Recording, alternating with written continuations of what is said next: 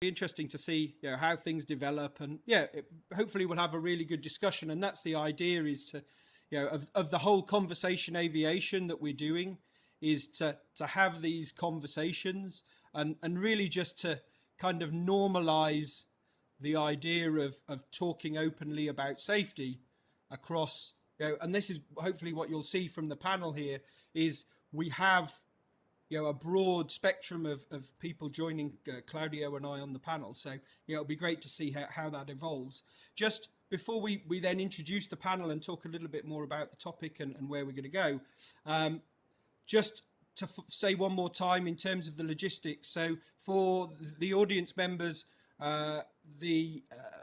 your cameras and your mute microphones are turned off just to save bandwidth in the process. There's a chat function that you can use to talk to Claudio and I if there's any particular technical problems. And then if you want to ask any questions, if you put those in the Q&A, then we can address those. And they're all in one box marked Q&A. If you put a question in the chat, I'll just make a reminder to put it in the other side in the Q&A. What we have learnt with WebEx sometimes is some people have problems sometimes with Chrome, particularly with sound.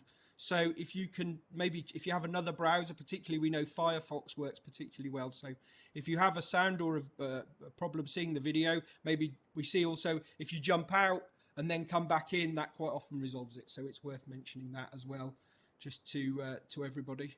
So that's the admin side out the way. And again, huge thanks to the panelists for being able to join, and thanks also to all the participants.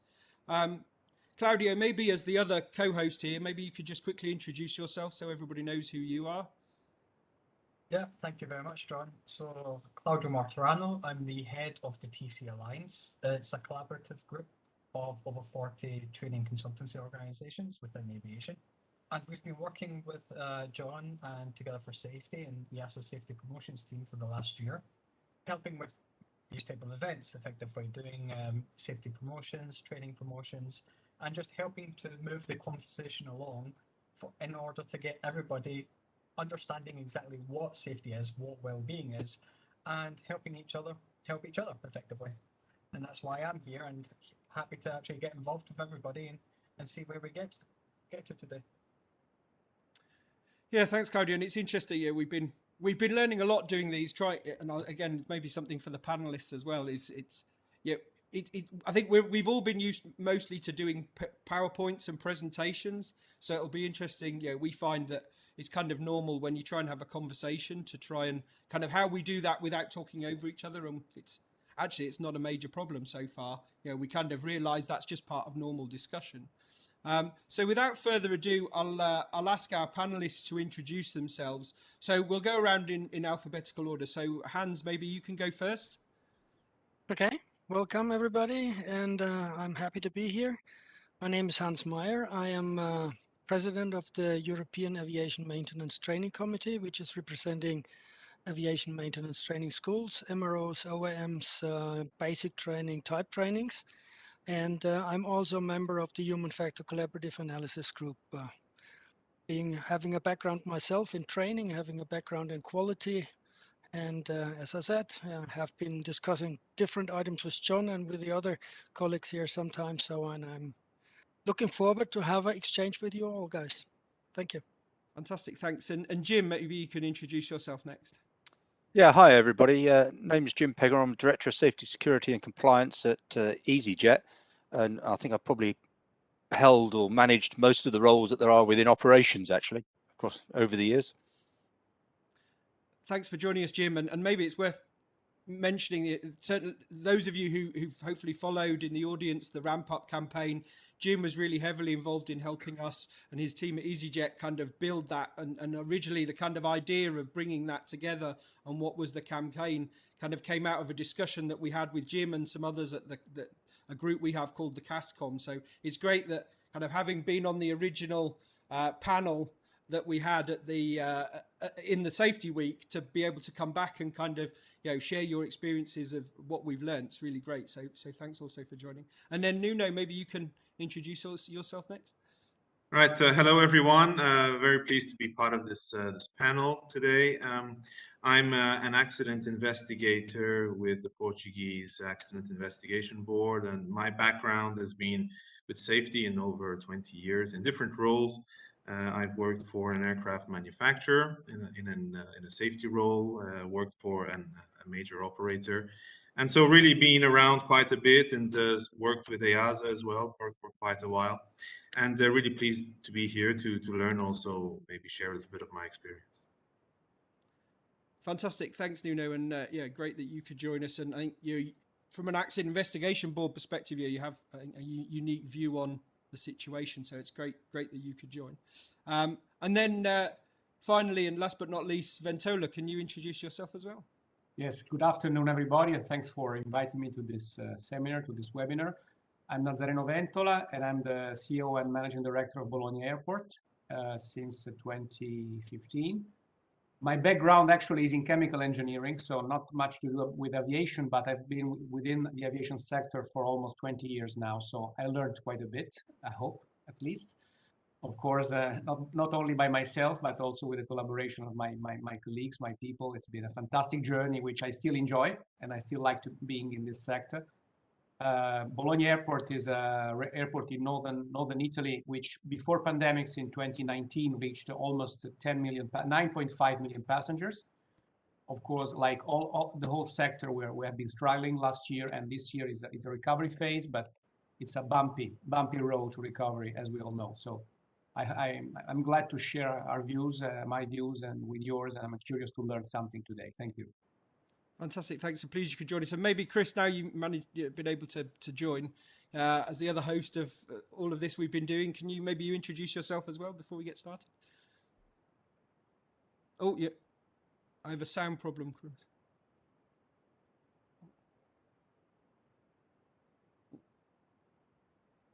I knew it was too good to be true.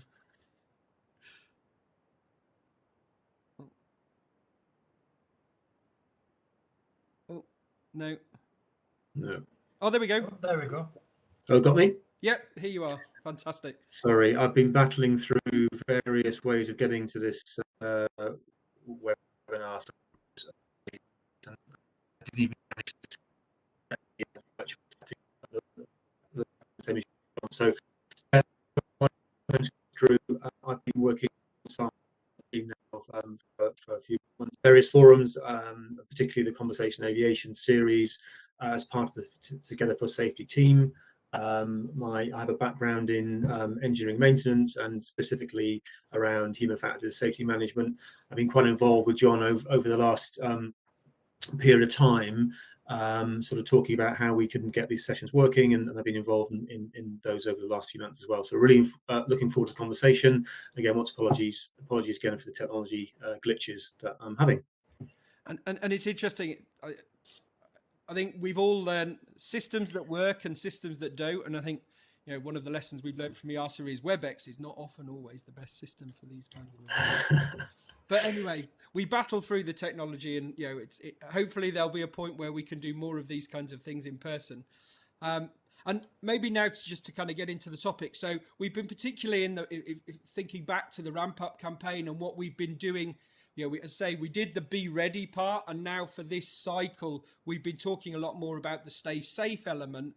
And in that context, we broke that up into 3 parts. So the first part was encouraging people to follow recognized procedures and practices, and obviously associated with that was the challenges of, are the procedures and the processes we were asking people to follow, effective, useful, relevant for these kind of challenging times we find ourselves in. And maybe if we take that one first, and Hans, maybe if I come to you first from the maintenance side, in terms of people coming back to work and how we stay safe, in these challenging times, how do you see it in terms of, particularly with processes and procedures and just getting back to the day job in that context in the maintenance side of things? Well, it started actually before they came back because our members, and we have had a conference last week and we were discussing this item. Our MROs, they found a way to stay in touch with their people. Like for example, one of our members just gave collected it and presented. They have about 50 stations, outstations, and they started to have an easy hookup in online conversations. So they always try to stay in touch with their people. So also that there was never a disconnect between the company and the people who were laid off and who were not laid off, sorry, who were on short time. So that was one of the elements.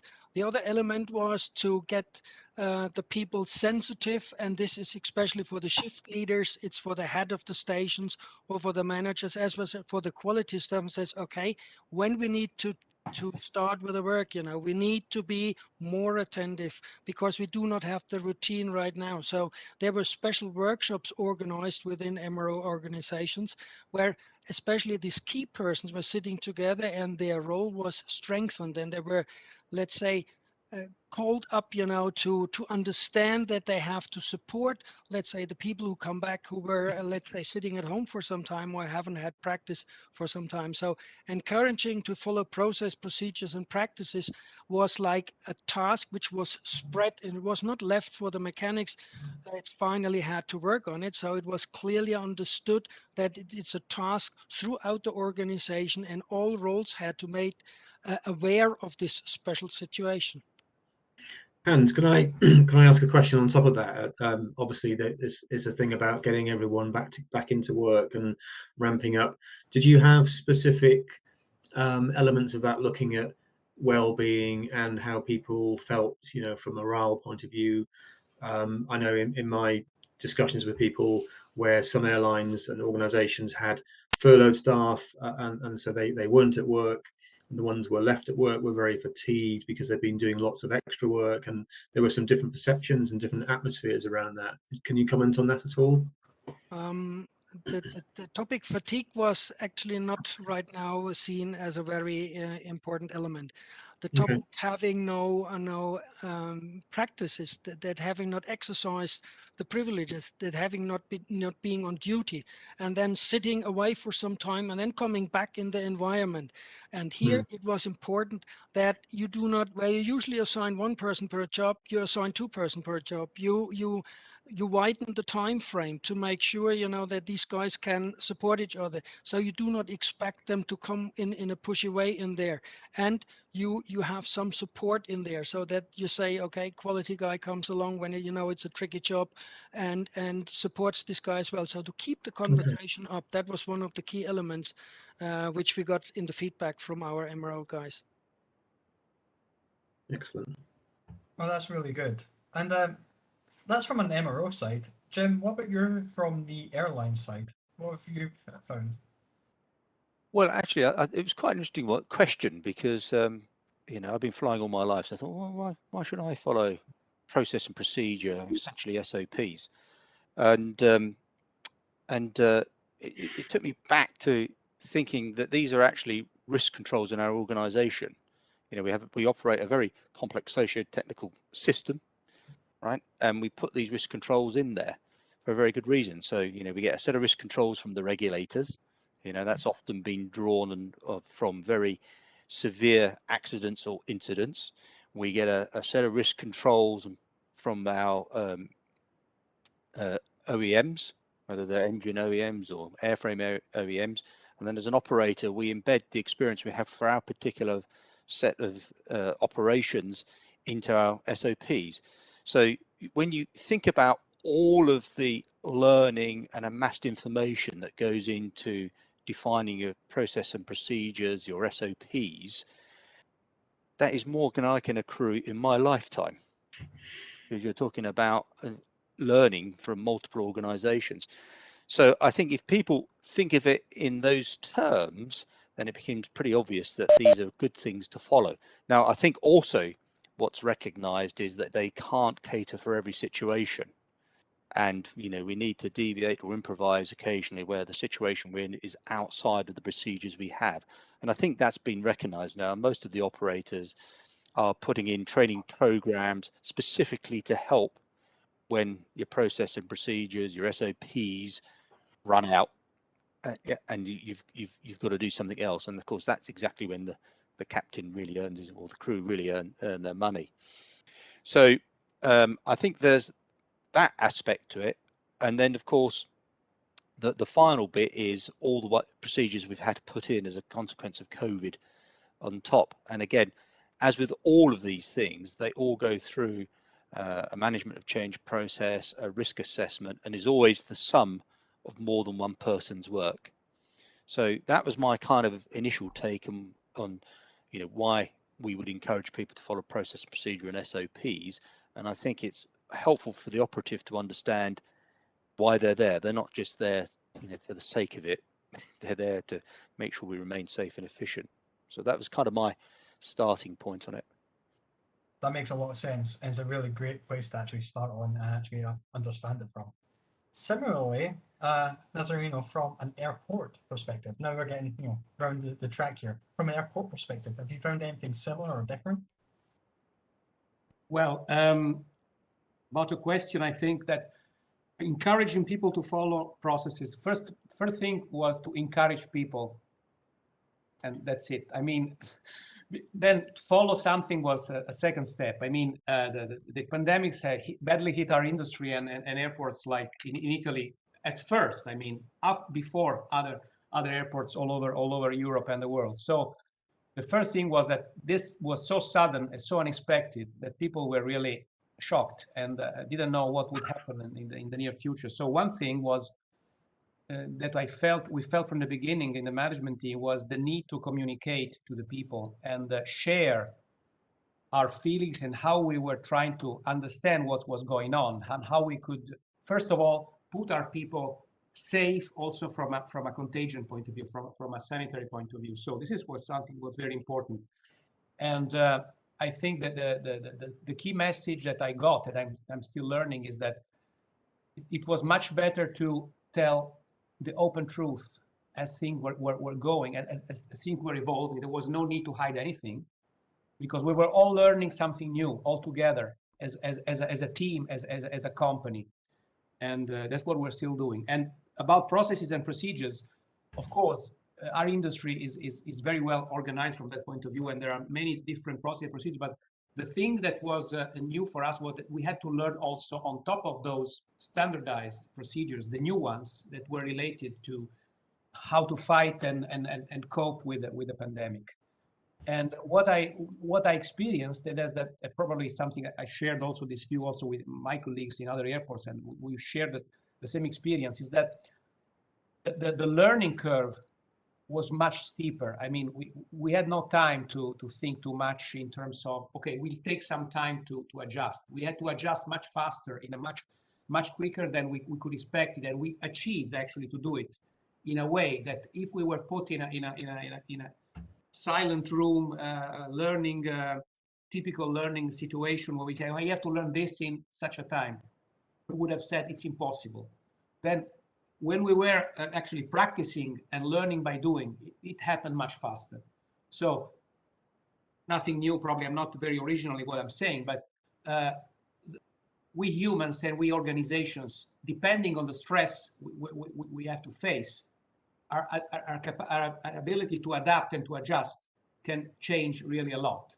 And we really are stretching, and we stretch to the limit. Not just Bologna Airport, I think the whole sector. Everybody is. And there's two things that you said that really stood out to me is A, we're always learning, and B, you communicated with other airports about it. And that's exactly the whole point here. That's fantastic. And then finally, same question to Nuno.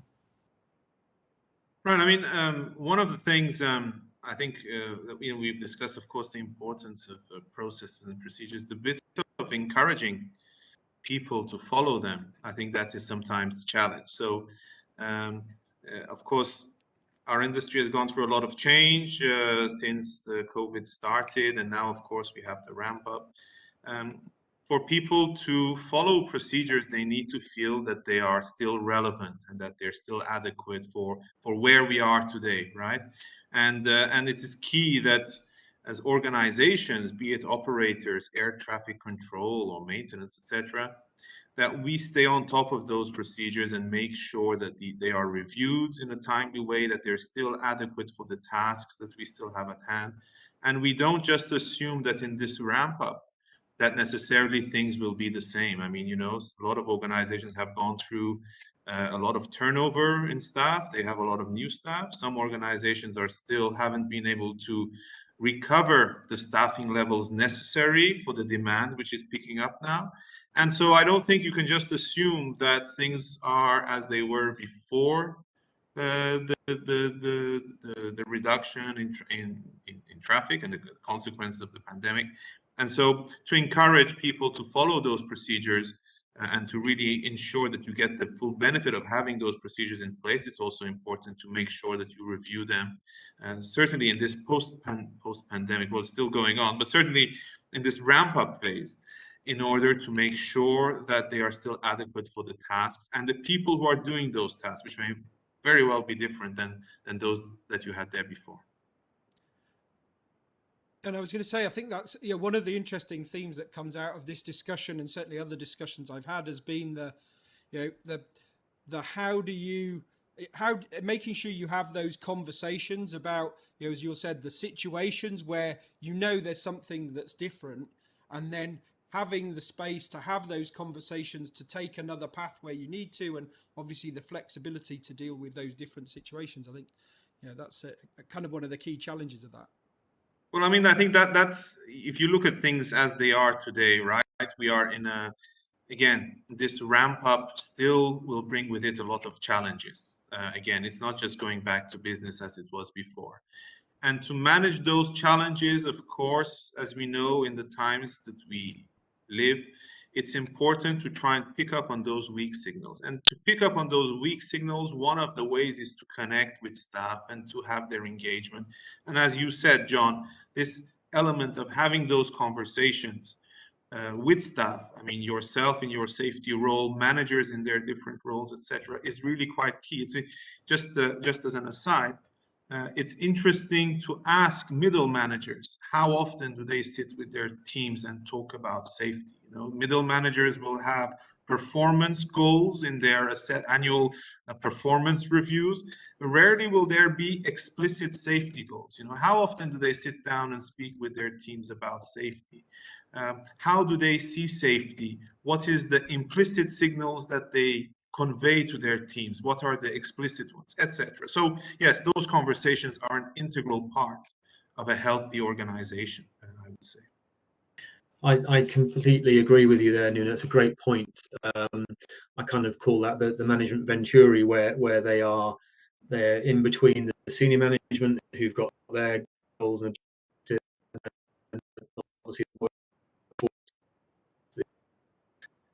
technicians all the Chris, I think you're breaking up, I'm afraid. Safeties. Okay. Hear me or not? No, guess not. Oh, see if you can try again. It looks like that might suddenly work again. Oh, can you hear me now, John? Yeah.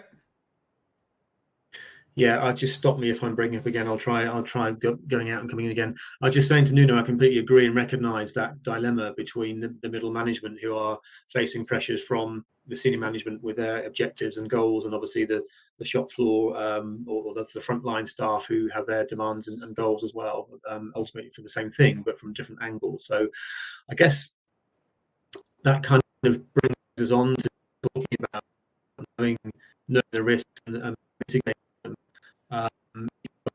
In place, manual practices being challenged by current environments such as COVID-19 or return to normal operations is how we keep aware of the real risks that are in the organization, or the challenges people face day to day, and how they're approaching those on behalf of the organization to manage safety in real time. So I suppose that's a really interesting question to move on from your point, Nuno, to maybe to talk about that as well now. Is that okay, John?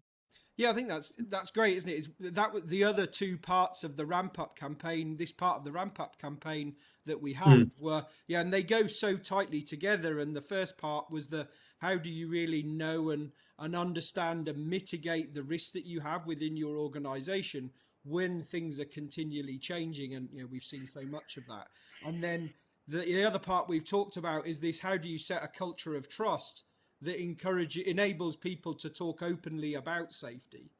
And you almost need one to get the other. So I think it's really interesting to see what people have seen during this, since we started the ramp up campaign, and since we started with, we got a lot more, there was a lot more operations going on from sort of Easter last year, May, June into the summer, as how different organizations have tackled that. And maybe we go in reverse and come to Nazareno first to say, how do you do that in your airport environment in terms of keeping on top of the evolving risk picture and helping people talk openly about the safety challenges that they have? Well, that's a tricky question, but the thing is that since the beginning of the pandemic, it's been said also before, the people are not.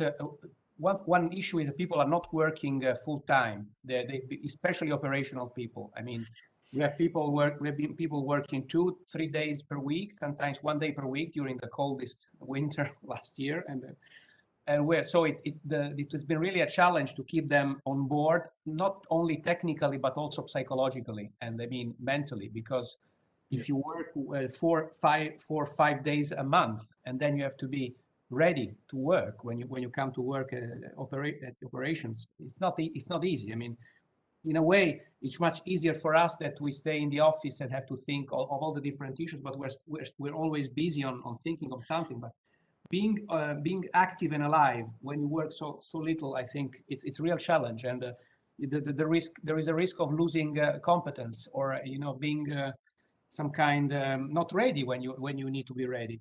So what we try to do, we try to keep people anyway busy with renewing the training, the operational training, on sessions, also online, because people were not staying at work. So keeping them, making them feel that we're part of organization anyway, and making some kind of moral contract with them that we will do the best, and actually we managed to keep them on board even during this hard time. So we keep their jobs safe, more or less. And on the other hand, they would give the extra mile when they would be here, and they would, as this were the first day of the first job of their life, when they would come that day to work. It was a kind of exchange of trust that we have to make between them and us within the organization. But so far, I have to say that it kind of worked. Let's say we had to lay off some people at the beginning of the pandemic, when we were 500 altogether people at Bologna Airport, of which 50 were temporary work, and so in March we could not we could not confirm that. We had to disconnect their contracts, unfortunately. But the rest of the people were still, we managed to keep them on board, and we were, as I said before, communicating them what the evolution of the situation, and making them feel they were part of the team was kind of a motivating thing for them. Although I don't say it's all easy, and it will be easy in the future. It also depends how the situation will recover, fast or not. We're quite optimistic, but as we said, the ramp up is not finished yet, not at all. And one message, one thing I try to communicate to our people, to my fellow management team people, and also through the organization, is that there is this word that has been kind of used so much, is the resilience. We talk about being resilient, and so on. I discovered a new word that is from a book of Nassim Taleb, which is anti-fragility, and which is a bit more than being resilient, but means trying to come out of a shock even better than we were before. So the resilient is someone that comes to the same state after the shock. The anti-fragile is the one that learns from the shock and gets up to a higher level. Of course, sounds fun, sounds really great. I mean, then how to do that? It's not that easy.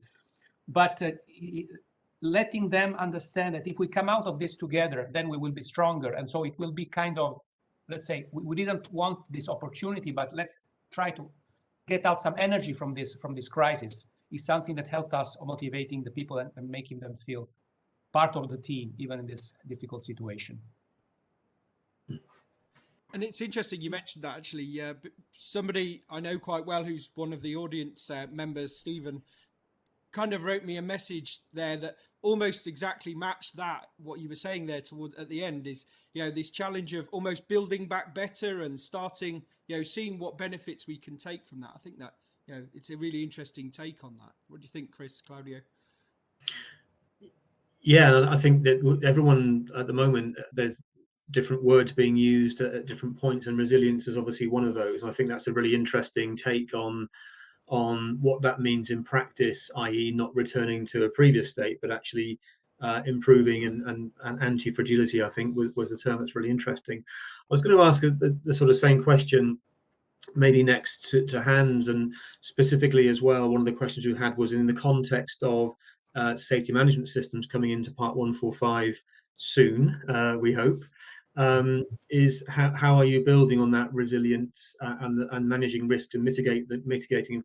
Are you kind of, do you see a big change there, or do you see a gradual kind of evolution towards that, Hans? It's more like an evolution. But before I come to this, I want to go one back because Nuno said it, getting the middle management involved. Yeah. And I think this is really one of the key elements. So I know from the MROs, you know, they have quite some of them have something what they have had before the pandemic already established, what they call process confirmation walk. So they made middle management go there in the work area, talk to the people, and really check whether things are followed, and at the same time start the conversation. This is how you build up trust. You need to stay in connection. You know, need to be not away from the mechanics or from the workbench down there. So that's one element. And I think this must be established. And this was also established before this, because we all know from the past there was an error investigation with MEDA, and SMS goes further. It's not only analyzing the root cause, it says, okay, I must anticipate what might be a risk and where I need to look at. And I know that quite some MROs are well on the way with their SMS to establish it already. So to like, this is why I say it's more like a development or is an evolution which is going on. Of course, right now pandemic was like a big drawback, and we have a risk which comes in addition right now, which was also mentioned already. We have lost quite some significant highly qualified mechanics also to other industries.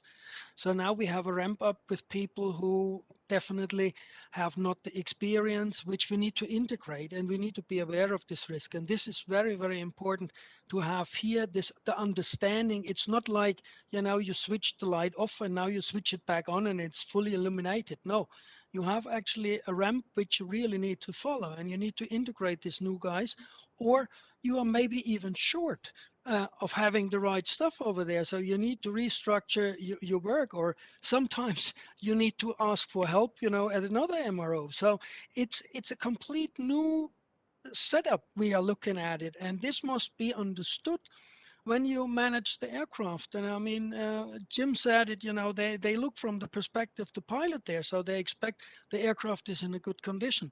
And you from the maintenance, you need to make sure, you know, that the people work together, even they have not practicing.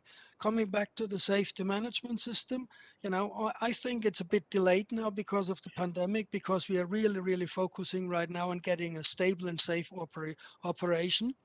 And trust is one element. You know, I mean, you need to have trust, but as you know, trust didn't come with the pandemic. You need to have had it before. And now during the pandemic, you know, you make a wrong move. Like I know from one of the operators, you know, they laid off people because they said they were violating procedures, and it came to an air return. So this was a big discussion. Was it really violation, or was it just simply human error which performed? And it has been discussed. So this just culture is a very fragile element, and we need to take care of this as well in the MROs. And as we said in the beginning, or as I mentioned in the beginning, communication, cross hierarchy, cross activities is the key element, and it must be honest. It must be straight. Yeah. and you need to foster it. And as I said, one of these examples we had, the key element to staying in contact with the guys who were on short time during the pandemic was, to stay contact with the guys and let them know we care for you. Of Mhm. course, we have had a lot of examples in there where companies had to lay off people because they simply didn't have the money to pay them anymore, and now they are short when the work comes back. But these are all new challenges, and then procedures actually is really the bone. You need to stick to it. It's the line, you need to follow, because when you have new guys, you have experienced guys, then you really need to follow procedures in order to keep it safe. That's fascinating. I recognise a lot of what you're saying there, Hans. And I guess Helen in the chat has also mentioned, following procedures and just culture and and trust, and how that's changed changing in the environment we're talking about, and re-establishing that to be better, as was mentioned earlier. I guess, Jim, if you were on knowing effectively management system, I know you've got some pretty advanced thinking on that. So, are you able to sort of describe how that's worked at EasyJet? I got the advanced thinking, but it was very complimentary. Very nice, thanks, Chris. But I didn't get the question. It just broke up at that point.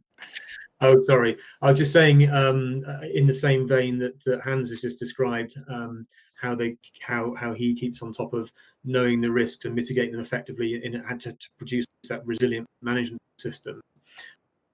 So, have you seen any prizes or anything emerging that's novel, for example? I think I got enough of the question that time, but I kind of relate it to the answer I gave earlier, which is, if you want people to follow process and procedure, they best understand why it's there and where it came from. But then there's a really important part, which is around understanding whether those risk controls, your process procedures, SOPs, actually work in the environment. And this is where everyone has a part to play, particularly the frontline staff. And safety reporting is so critical, because that gives you an insight on what is working, what isn't working, and how risks have changed. And what we want them to report is not just the incidents that happen, but the near misses and the things that concern them. And to get that level of reporting, of course, what you need to do is to make sure that you have an environment where people feel empowered to report and safe to report. And I think that's where the whole safety culture comes back to. And to achieve that, it needs to be led from the top. It needs to be believed right at the top of the organization that safety is really paramount, and that people are empowered to report, and that message cascade down through the organization to collect as much information as possible. So actually, at the end of the day, whilst we ask our people to follow the process and procedure, the SOPs, obey those risk controls, they are also the people who have the maximum influence over changing those. And I think that's often forgotten by them, that how they report and how they respond will influence how those controls change. So I think safety culture is really, really important. And then the sort of final thing I would add to that is that in today's aviation world, everything's interconnected. I cannot think of one investigation that really stayed in one department, for example. And so we have to make sure all parts of the organization operate in a way that's totally integrated. And I think that presents some interesting new challenges and takes us directly outside of the scope that we've all been used to working with directly. So one of the things that I think I've learned from this year is the significance of IT resilience and control, cybersecurity, and insider threat on how that can impact the operation and safety. It needs to be considered one of the significant aviation risks, and therefore be brought under the same umbrella and managed in a similar way. Jim, you brought up some amazing points there about how just culture should work, and when it works correctly. And obviously within your organisation, you've got it down to the understanding that you're doing some great work. And this is a question for everybody, and it's a bit of a kind of controversial and hard one. But what advice would you give to operations management organizations one of those environments, who are unfortunately working within an organization which maybe has a toxic environment? What advice would you give to those to maybe try and get over that type of environment? Get rid of the toxic people. They're a danger. They're your That's biggest the risk. easy one, of course. So, but I think, I mean, you do need actually everyone to exhibit the behaviours that you want, right? So unless you have an organisation, and it's a continuous process, by the way. It's like climbing a greasy pole. 100%. You can't let safety culture rest. You have to keep working at it. But I think you do require everyone in the organisation to really believe in it, and therefore to exhibit the behaviours that you want.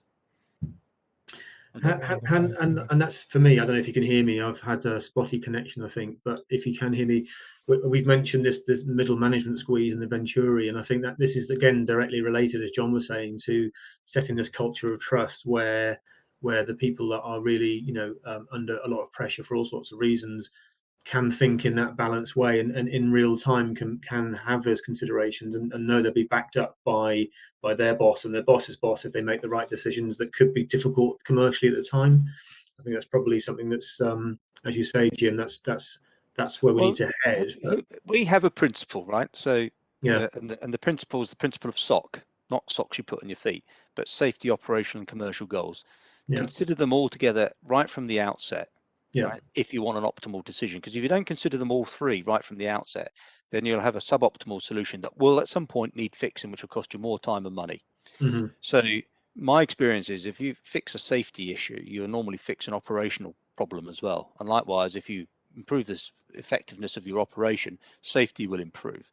So I think an organization that understands that and believes it doesn't see safety as a cost.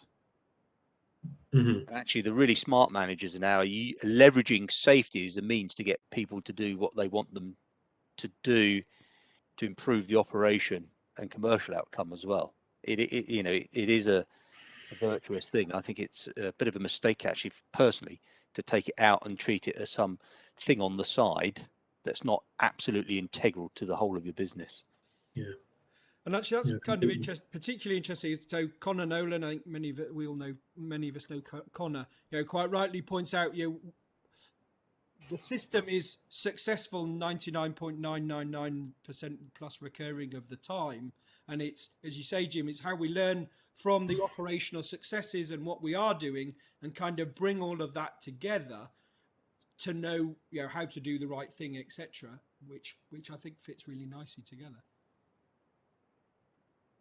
Nuno, maybe you've got some thoughts on kind of the discussion that we've been having, and what you see from your perspective. Well, I mean, one of the things I would say is that, first of all, we have to remember that I think the different players in the aviation sector are in different situations. For example, of course, when we talk about aviation, we can't put everyone in the same bucket. As we know, cargo operations, for example, during the COVID had a huge uptake, and so they have their own issues in terms of their ramp up started when the pandemic started.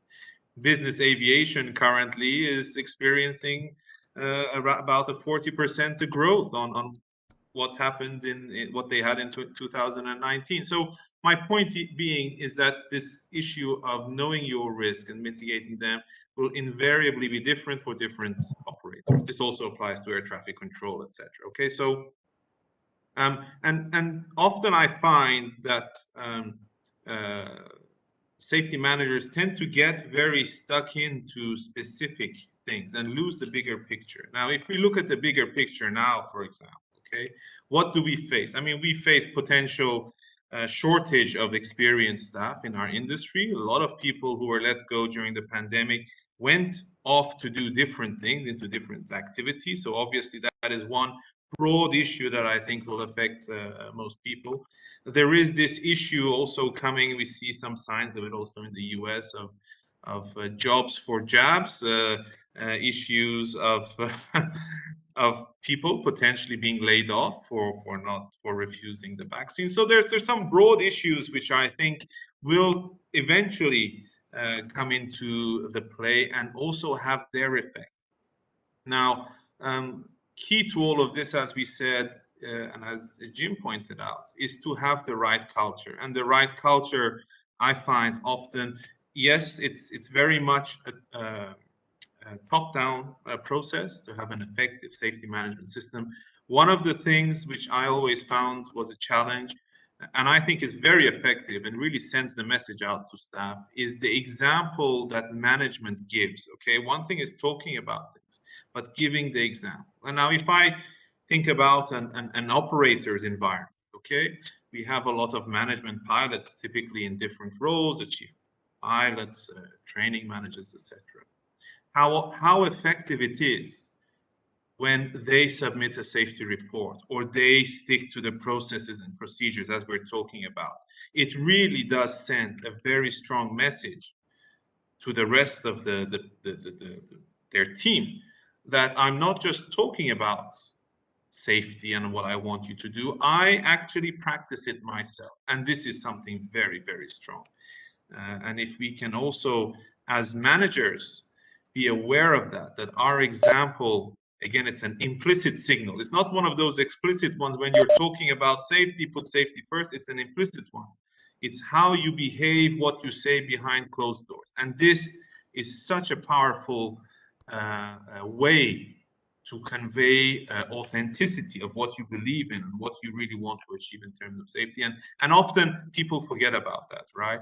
How they're perceived by others in terms of what it is that's really going through their mind when they're talking about safety. So that's, I think, what I would like to say about that. Again, a lot has already been mentioned. And yeah, and I think these are some really key points on the way forward. There were lots of claps and thumbs up from the audience when you said that, Nuno.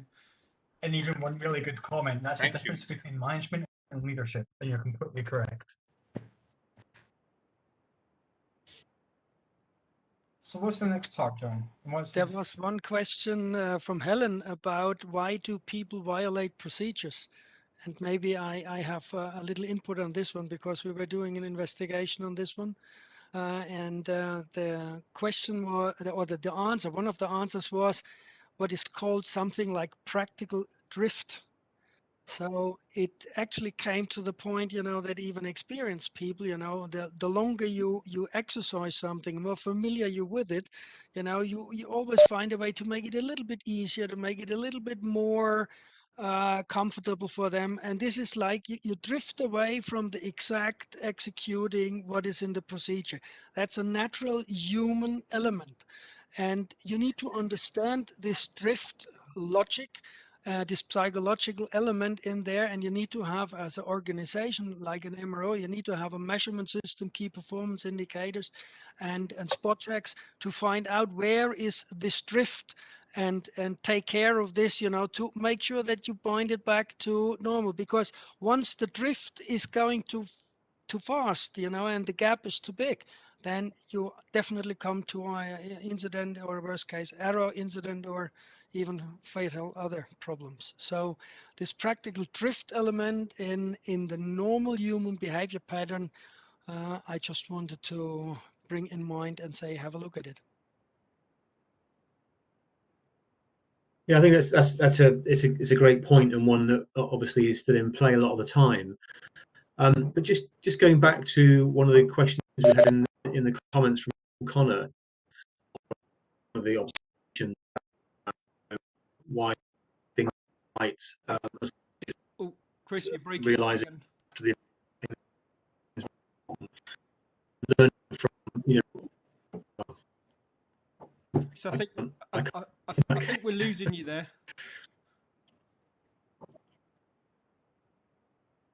Okay. Is it working now? No, maybe not. No, Try one more it's time, gone. Chris, and then we. Can you hear me? Yeah, that works now. Yeah, I'll keep trying, and just tell me if I'm not coming through. What I was saying was I completely again the one that's well and still recognisable today, very valid today. Just Connor's comment about why things go right and resilience happen day to day because people are able to get the job done safely and efficiently. We do need to learn from that, why things go right as well as why things go wrong. But I wondered if any of the panelists had any experience of trying to proactively capture why things go right, despite things not being in place procedurally or contextually at the time of doing something. Has anybody got any experience of trying to capture this forward-leaning why things go right aspect of performance in management systems? Could you hear any? Yeah, I think I got it. So yeah, it's a tricky one, isn't it? But yeah, I think one of the ways we do it is, so if the safety metrics we monitor, we don't measure them against red, amber, green, right? We actually use a brag, so we use blues as well. Blues is where performance is improving, right? Excellent. So if you can see your metrics are improving, then you can go and investigate and try and figure out what's behind it that's driving that improvement. Fantastic. So you can use it to sort of kind of at least focus in on where on the area where there's an improvement, and then you can go and investigate why. Can I just add to that? I think that's a very practical way of doing it, and I say this because, I mean, some of the safety science, which we know, some of it is there really to make us think. Now, not all of it can be translated on a day-to-day operational level in practical terms, but certainly it is there to make us think and improve our own understanding or our own view of what safety is and how it works and how we can then adapt that to our operation. And of course, within an operational context, invariably, our view is towards things that go wrong or things that could go wrong. You can't turn your eye away from those. But certainly, the key way that I see capturing a safety performance, and this goes back to the SPIs, is to look at your safety performance indicators with a very broad perspective. See, why is it changing? What has happened? Has there been a change in procedures? Has there been something in training? Is there a morale issue that is affecting people's performance? Sometimes it's a very broad topics, right, which will be the starting point for you to investigate changes.